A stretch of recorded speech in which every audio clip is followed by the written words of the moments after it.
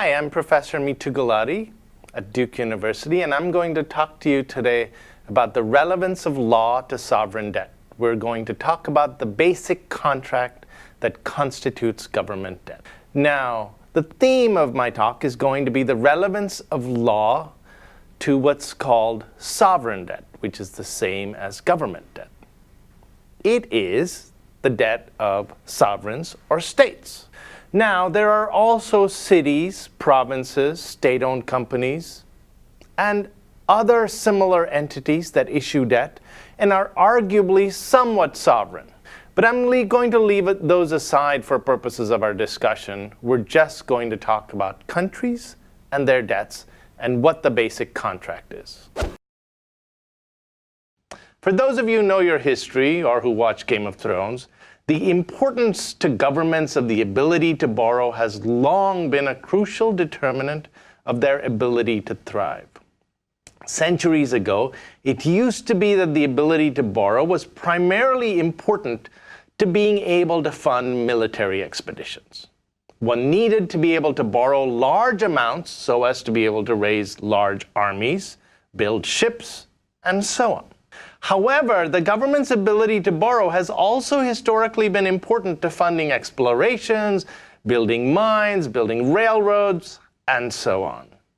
Think of the borrowing the Spanish crown in the 15th century did, and all the adventuring and exploring that the government funding enabled. Christopher Columbus's voyages, for example. The ability to borrow is particularly important when the government is unable to raise taxes. Taxes, after all, are the state's alternate source of government funding. The first thing to understand about government debt is that it's the flip side of taxation. Governments that need to spend can either tax or borrow. So when they borrow, it usually means they are reluctant to tax. But eventually, some taxpayer someday in the future will have to pay. Today, governments, and especially Western rich governments such as the United States, borrow for everything. Some of them literally would not be able to pay salaries to government workers tomorrow if they could not borrow today. Now, how does the foregoing relate to law? Let's start with the debt contract. A debt contract, as you all know, is a legal obligation to perform some task, paying money back, in the future, in exchange for something that you get today, which is money today.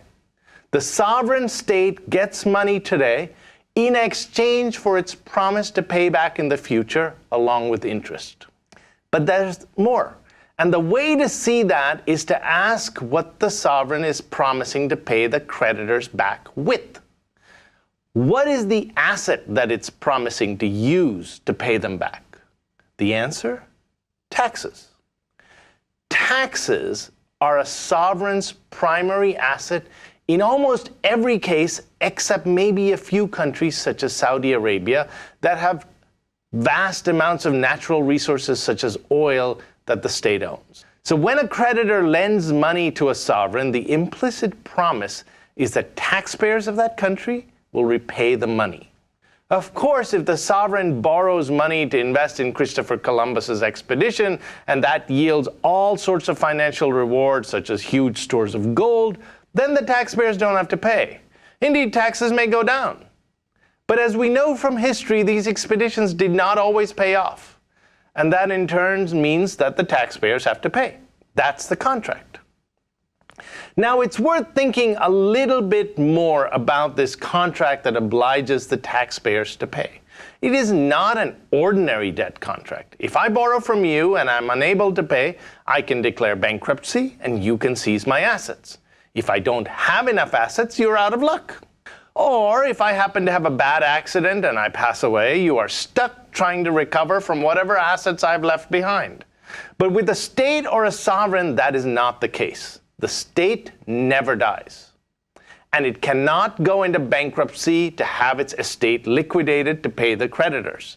Indeed, a state cannot be broken apart. Instead, if one generation of taxpayers cannot pay the debts, the remaining obligations just migrate on to future taxpayers. And so on and so forth. The debt is infinitely lived just like the state. And taxpayers 100 years from now who had nothing to do with the original debts are still liable. Remember the question we asked at the outset about how sovereign debt related to law.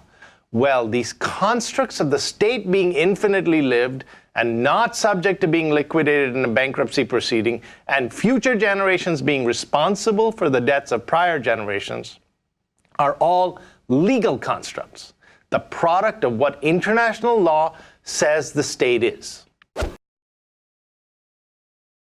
Now, usually the foregoing contract between taxpayers and creditors is an implicit one.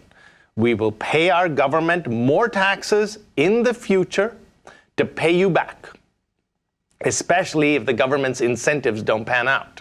But sometimes creditors were not satisfied with an implicit contract and would instead specify in writing that they were going to be entitled to particular sets of tax revenues if the sovereign did not pay. So for example, Argentina might have promised British investors customs revenues from a particular port, say Buenos Aires.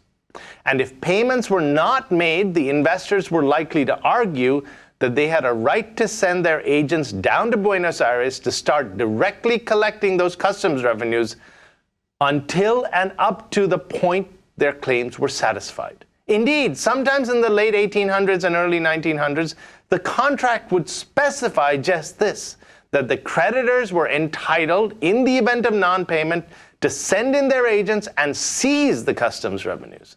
Of course, as you might imagine, this was a bit complicated. Seizing a foreign government's ports tends to require a navy.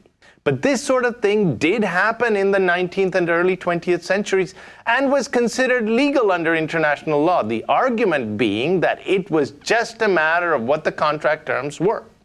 Today, we no longer consider it civilized or legal to send in armies to seize the customs revenues house of another country. But that is because the law has changed, and indeed there are modern, arguably more effective techniques that are used today to enforce contracts among states and their creditors. That topic, however, is one for a later discussion. Thank you.